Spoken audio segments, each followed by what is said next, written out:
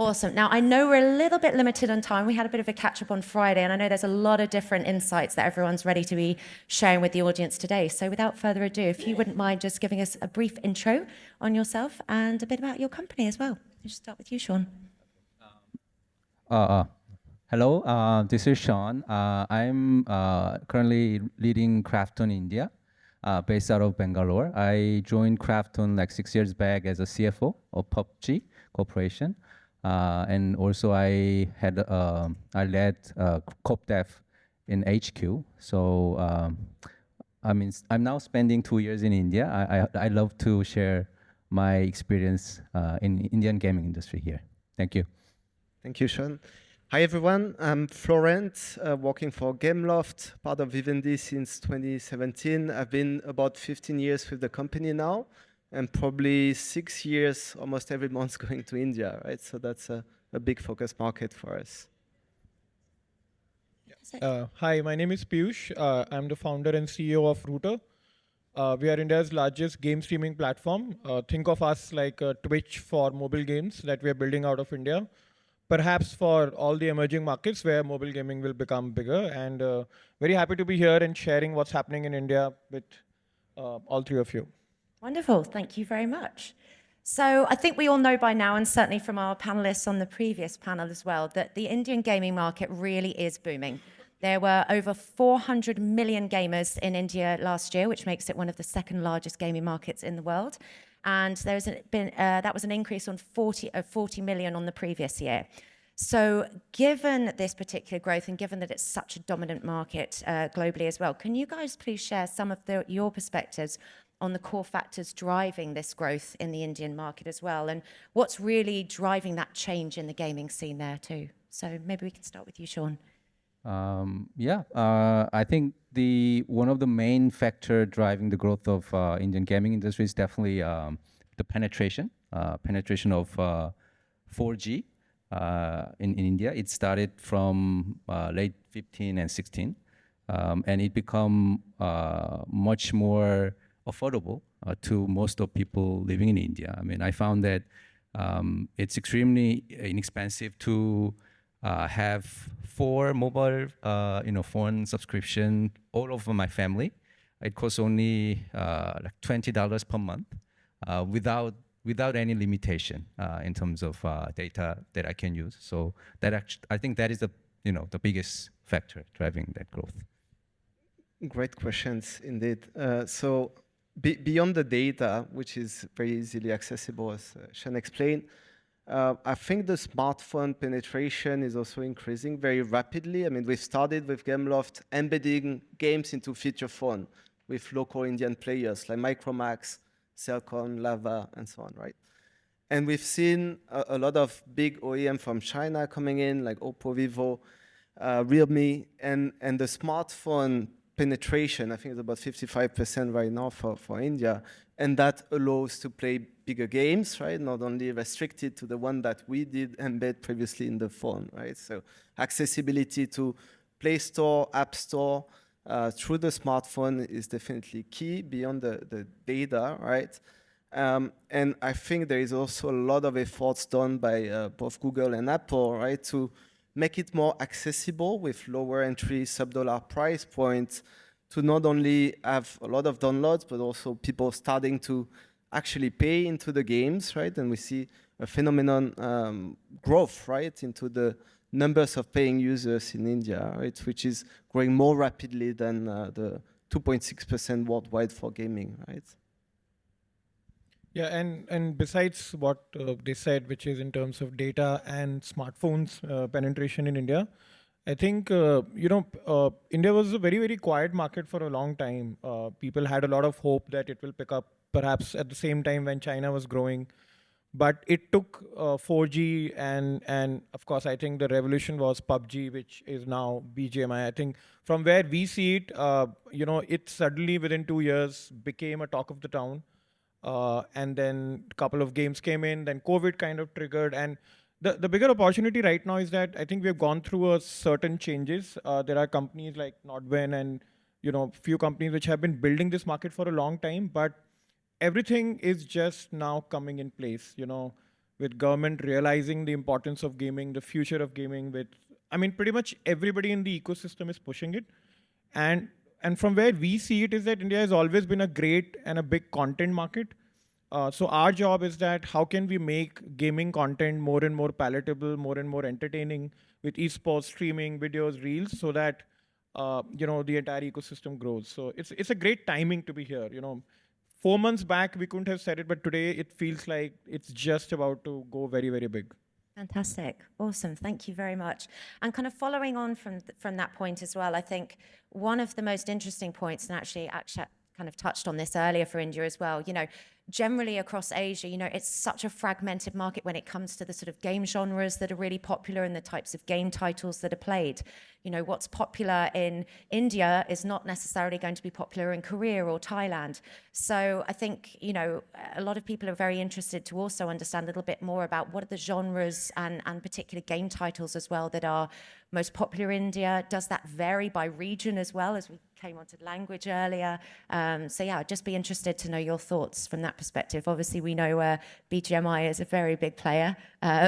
Is there anyone else? Can I go first? Yeah. Please. Yeah.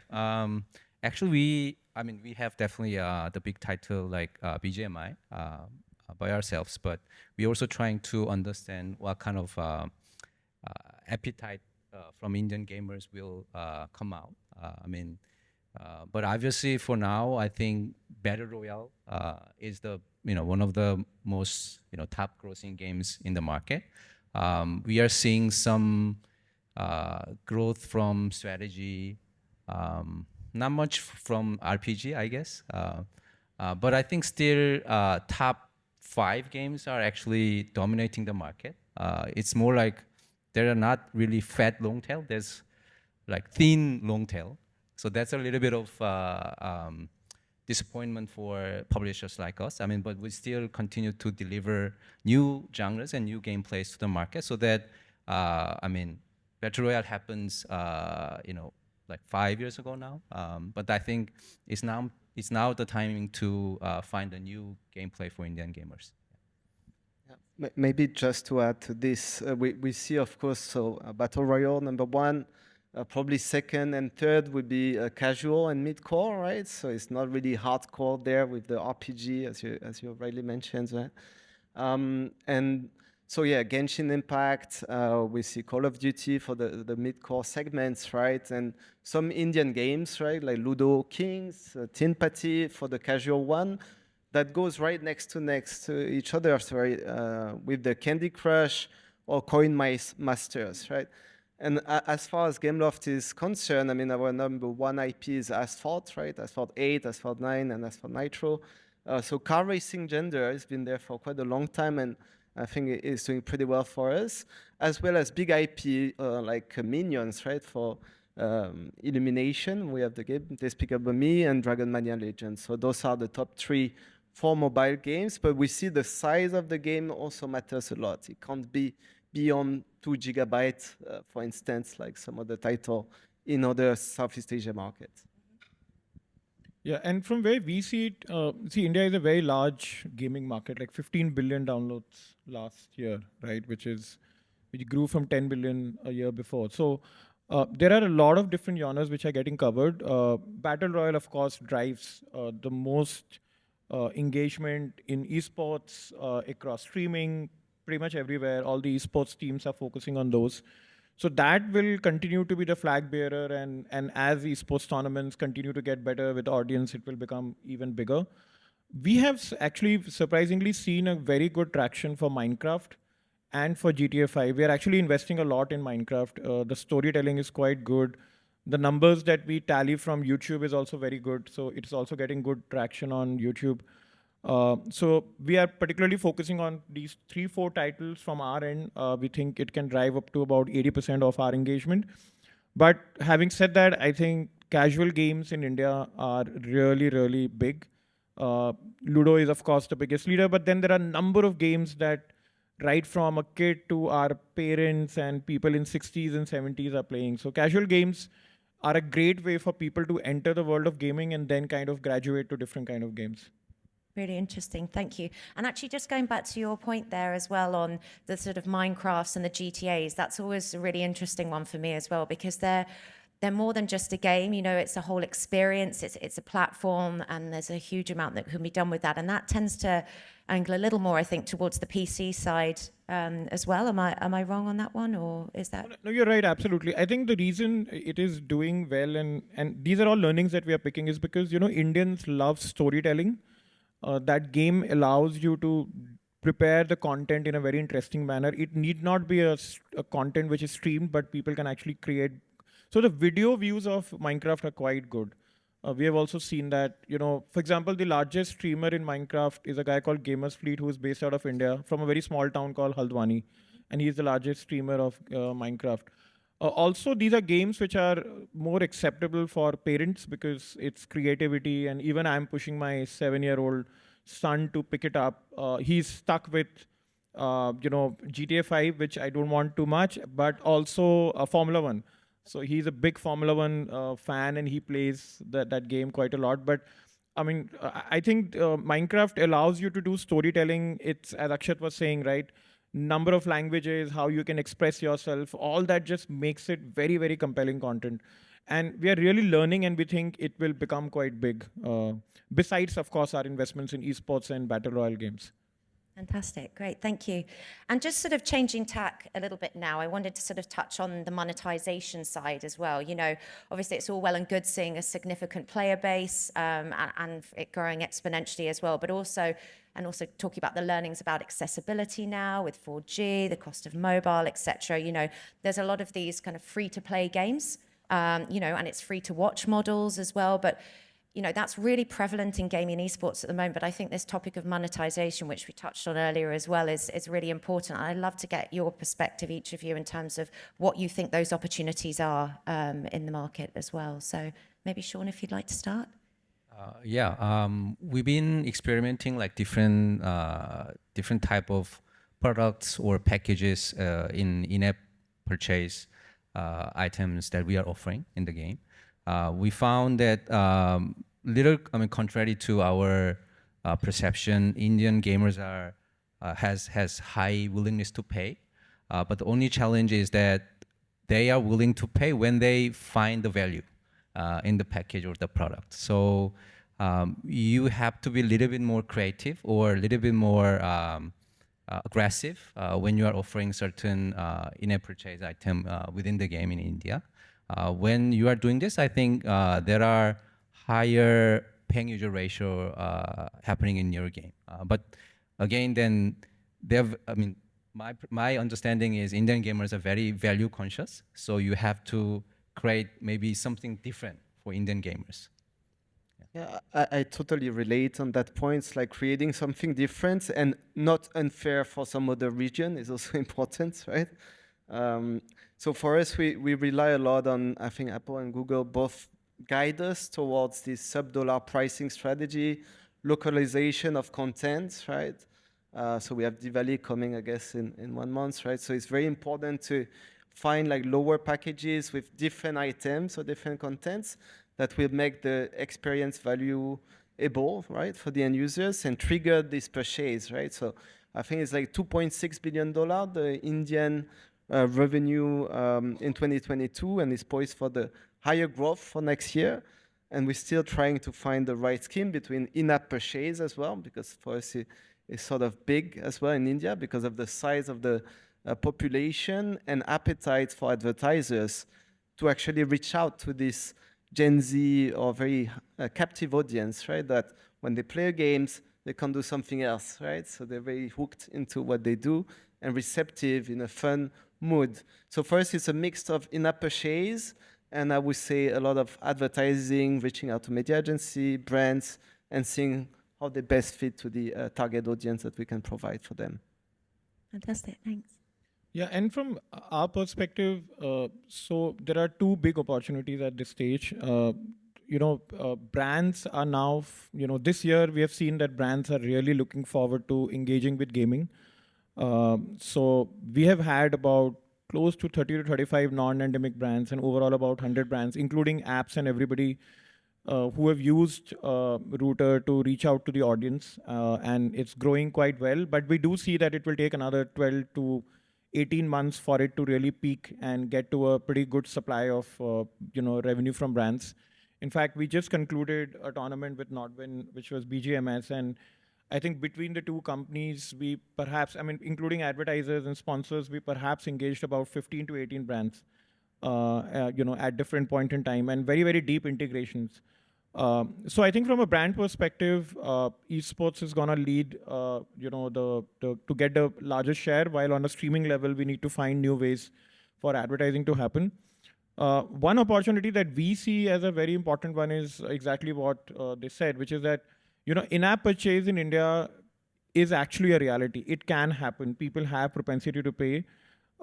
It's just that somebody needs to reinvent the wheel, and we are working quite hard in that direction to figure out how can we provide better value or a deeper reach than, I mean, we can't provide a deeper reach than Google or Apple, but how can we convert our active users into active purchasers? And we have seen some good trends because on Router, we allow people to redeem their time for currencies, gaming currencies. So if you spend X amount of time, you can redeem it for any of the diamonds or UC, and then we have seen very good results over there. So I think in-app purchase in India will now become quite big from here, given the fact that all games are there and everybody's going to support. And India should surprise everybody with the potential of in-app purchase, market in the next 2 years. Fantastic, thank you. And kind of leading on from what you were saying there as well, I was doing a little bit of research, about sort of the attention economy. And people in India are spending between 8.5 to 11 hours per week on gaming. So it's really a major player in the attention economy now. And it's becoming increasingly important for brands to just integrate this as a standard part of their marketing strategy as well within gaming and esports, which is still very nascent at the moment. So kind of leading on from that, would you be able to share any specific examples of where you think there's best-in-class engagement so far and between brands and that gaming or esports audience in the market as well? What are some of the best examples of how brands have kind of engaged? Yeah, so I can tell you from a content perspective. So in the recently concluded BGMS, we saw a record time on an average about 45 to 48 minutes users spend watching esports. So esports is driving the best attention because it's very high quality content, particularly if it is LAN. And if the top teams are playing, then it can really do a lot. The only problem is that it's a little more dependent on top few teams. Mm-hmm. But as it becomes more regular, more and more teams are going to come up, and it will do that. Streaming is pretty consistent. Good streamers drive a lot of engagement, which is good concurrent viewers, and the time spent is quite good, on an average about 30 to 35 minutes. I'll tell you a very interesting case study. We are the first one who launched gaming reels, which is the short form video content, about a year, 4 months back. And today we see about 20 to 22 reels per user per day consumption, which is about 5.5 minutes only on reels. So there are new formats coming in, and I think time spent on the content will be big. I think these two gentlemen are the best one to comment on time spent on the games played. But I thought I'll share perspective on the content bit. Fantastic, thank you. Yeah, happy to share one of the example of a brand's collaboration with esports in Asphalt 8. So we worked with a local superbike company called TVS, right? That was for the launch of their Apache model, which is a big brand in India.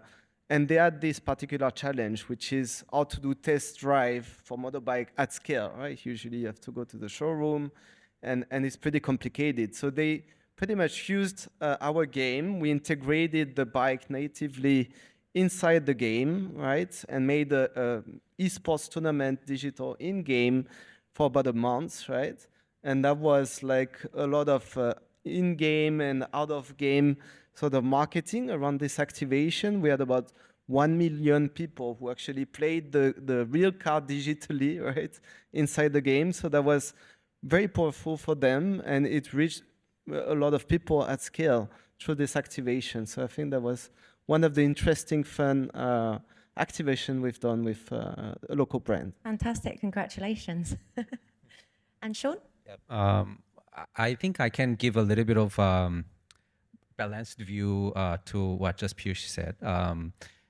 Because we also have our own esports events, official BGMI esports events happening right now, and it will happen like maybe twice or 3 times a year. So we've still found that compared to the traditional esports, I think brands and big companies are still a little bit feel strange to esports contents. So that given the large viewership and loyal user base, they still have some hesitance to spend recurring kind of marketing spend on esports. I mean, it's our task to develop the habit of spending on esports, so that the total the marketing budget, which are going for us, I mean, should increase steadily. So I'm optimistic, but still I think there are lots of room to improve. No, sorry if I can add. I completely agree. So what is happening is that the ticket size is small. A lot of brands are experimenting right now. But as I also said initially, that it will take about 12 months or so for it to like completely become big. And that is where I think everybody in the ecosystem needs to come together. So not when, KRAFTON, us, or everybody that we work together, right? The value of everything that we build would actually drive from there. But yeah, I think next 12 months are very important for us. That's where the monetization will start picking well. Interesting, thank you.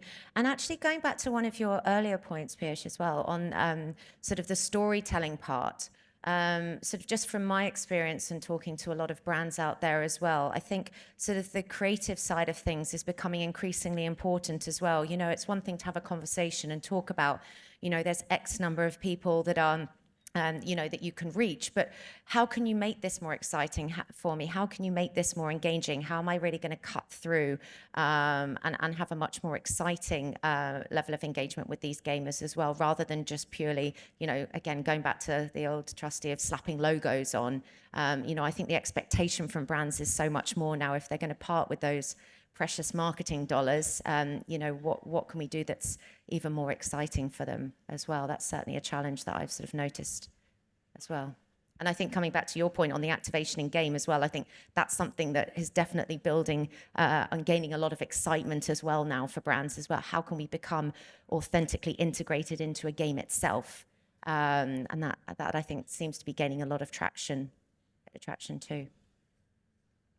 Yeah, I mean, for what we see, like first, the market is CMOs would always expect the innovation, right? Be the first to do, but also high return on investment, right? So they will totally challenge every single thing that we pitch to make sure it brings the expected result in terms of how many bikes in that case or test drive I will have, right? So regardless of how innovative or how impactful in terms of engagement, it was always boils down to the end of the funnel ROI, right? So I think we always try to balance those two, which what is very tangible, impactful, and this innovation side of things. But the reveal in game plus real life for us has worked quite well so far. Yeah. Fantastic. Yeah, I think from our perspective, so we have seen, where Indian gaming opportunities are right now. Brand needs to look at us more at an engagement level right now than a conversion, because a lot of brands come with a clear objective of conversion, which is a little difficult to build right away because we are still building some very core metrics like higher stickiness and everything. But we have seen some very interesting examples. Like there's a brand called Lenskart, which is basically a eyewear brand from India, which is also now present in Singapore, and they have been doing a couple of tournaments with us, and they have integrated their the blue screen, which is they have a glasses which gamers actually need. So whether it is that kind of a brand or a hair gel brand or a Philips, or there are brands which have really found a lot of engagement with streamers, where a streamer is actually present and he or she is able to display the real value of the product right away, rather than just a logo presence. But these are still far and few, and I think we need to build many, many more case studies for it to scale. Yeah, absolutely. Fantastic. Great. And so I'm just conscious of the time now, and just to get sort of everyone's final thoughts as well. It's one that is, applying to every panel during the course of the 3 days. But what do you guys really foresee as the most exciting developments and future trends to watch out for, specifically in the Indian gaming market? And maybe, Sean, we can start with you. Yeah, I think it's rather my sort of target or dream rather than expectation. As a publisher, definitely we want to bring in or create a new game into the market, like different from like Battle Royale or different from card games, so that we can actually help the Indian gamers to become more mature and enjoy more diversified of content, so that overall market can grow bigger and bigger. That's my prediction. Looking awesome. On my side, I would say a transmedia or cross-media gaming spin-off, right? So we've seen The Last of Us, Super Mario Bros. In the movies. Our company, you have Studio Canal, so I love to see some things like a game move to actual larger screen, like cinemas, right? And Bollywood being like Bollywood in India, right? It would, for me, make sense, as well as integrating more of the local music into games, right? To have a better relevancy, I would say, for the market. Those are my two expectations for the future. I like that because, at the end of the day, gaming really sits at the intersection of popular culture and music, broader entertainment with movies, etc. So I think that element of collaboration and change as well, taking from gaming into these other industries as well, is going to be a really interesting one. Yeah, and I have few points to say. Please. I'm there, and I think the first thing is that India would see, and I hope it does faster, and Akshat is here and everybody else is here, is that we want esports to really go down to schools and colleges and the entire upcoming teams and players to grow much faster than what they're doing right now, because there's a lot of dependency on selected teams, which is not helping the market grow. And I think with Indian government now kind of completely aligning with the entire gaming ecosystem, it's a great time to do that. And we really hope it happens faster, because that would mean more content, that would mean more engagement, and for us to do more and more business. Second is, besides Bollywood, India is really the home of cricket. Yeah, like more than 1 billion people watch cricket. There was a big match yesterday, which I don't know how many people watch, but there's just no cricket game. Nobody in India has really cracked a game which can really become, there's no FIFA kind of a game for cricket. I hope somebody does it at some point in time. It will add a lot of value to our life, because cricket is just quite amazing. Sean? And I think Challenge. you cannot get more Indian than actually coming up with a cricket game. And, and I think there'll be many takers with, these crazy teams which are playing. And last is, I think from our business perspective, we really need to create the next 3 to 5 million streamers. I always say this everywhere, that this industry cannot be built with 100, 200 people. Twitch has 130 million monthly active, but they have 6-7 million people who are creating content. So it has to be about 7 to 8% of people in gaming have to create content for the engagement. We have been really working hard on it, but I think from here, I hope we at least contribute that much to the ecosystem, besides everybody else who are doing a great job anyways. Fantastic. Wonderful. Well, thank you so much, guys. I really appreciate it. I think we've taken some fantastic insights away from today's panel. And I'm sure a lot of people have got a bit of food for thought out there as well now. So, thank you very much. And enjoy the rest of the day, everyone. Thank you. Thank you.